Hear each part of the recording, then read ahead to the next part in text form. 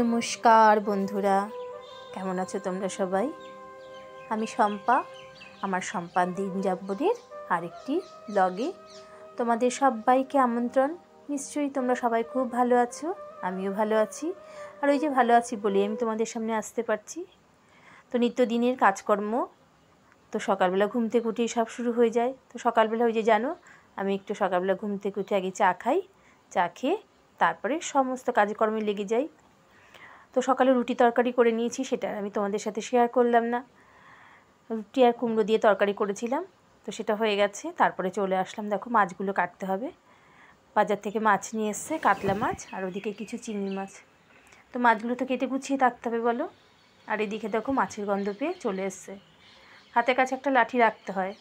ও আমরা পুষি না, কিন্তু ও কোথা থেকে এসছে, বাড়িতে ঘুরে বেড়ায়। এবার মাছের গন্ধ পেলে তো আর কথা নেই, চলে আসবে সঙ্গে সঙ্গে। একটু সচেতনভাবে সমস্ত জিনিসপত্র রাখতে হয়।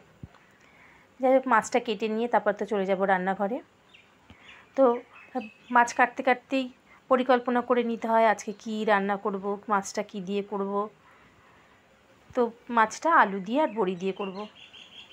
তো আলু দিয়ে বড়ি দিয়ে করতে গেলে না, সেই মার কথা মনে পড়ে যায়।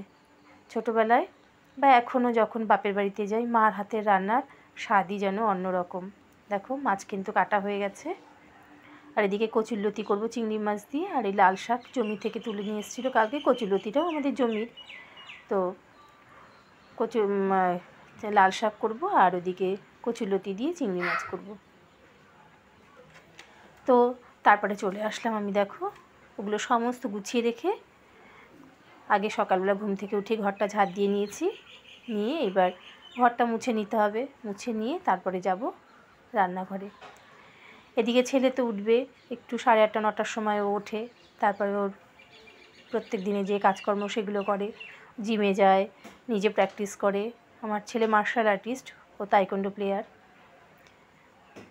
তো ও প্র্যাকটিস করে এসে তারপরে ওর খাবারও অনেক সময় নিজেও করে নেয়, আমিও রেডি করে দিই। তারপর দেখো চলে আসলাম রান্নাঘরে, লাল শাকটা বসিয়ে দিয়েছি। ওদিকে চিংড়ি মাছটা কচুরলতি দিয়ে রেডি করব। আর এদিকে এক ফাঁকে গিয়ে কাঠুরনি গিয়ে ভাতটাও বসিয়ে দিয়ে এসেছি।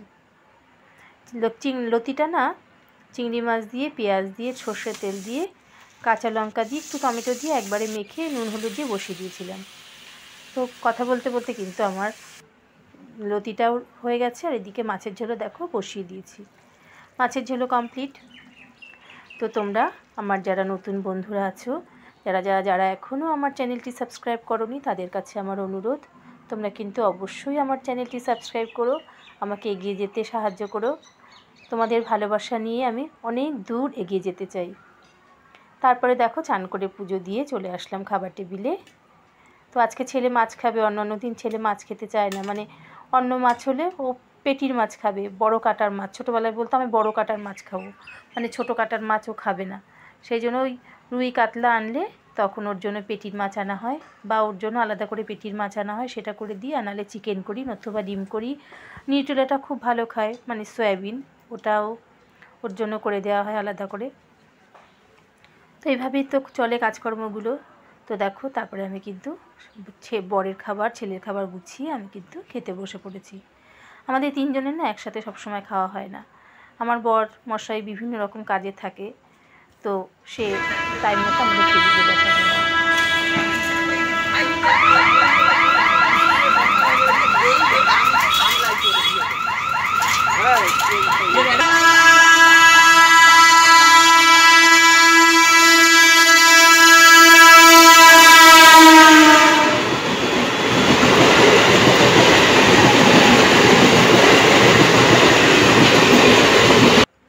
তারপরে ভিডিওটা দেখে বুঝতে পারলে যে আমরা কোথাও গিয়েছিলাম। হ্যাঁ, আমরা এক বন্ধুর বাড়িতে রাম ঠাকুরের অনুষ্ঠান ছিল, সেখানে গিয়েছিলাম। তো সেখানে সবাই বন্ধু বান্ধব সবাই মিলে হই হুল্লোড়, মজা, খাওয়া দাওয়া, প্রসাদ খেলাম। তো আমাদের বসন্ত উৎসব সোসাইটির সব বন্ধুরা সেখানে ছিল, তাদের সাথে দেখা হলো। আমরা প্রসাদ খেলাম, আর সাথে না পার্সেল দিয়ে দিয়েছিল। পার্সেল ছিল বাড়িতে, সবাই যে যার যাওয়ার সময় পার্সেলটা নিয়ে গেছে বাড়িতে গিয়ে। তারপরে আমরা এসে বাড়িতে গিয়ে রাতের খাবারটা খেয়েছি। বাড়ি আস্তে আস্তে 10টা 10:30 বেজে গেছিলো। তো মজাটাই তো সব থেকে বড়, বলো। জীবনে আনন্দ নিয়ে বেঁচে থাকাটাই হলো জীবনের এগিয়ে চলা। হতাশা নিয়ে তো কেউ কোনোদিনও বাঁচতে পারে না। তাই আমরা চেষ্টা করি জীবনকে আনন্দ নিয়ে এগিয়ে যাওয়ার জন্য।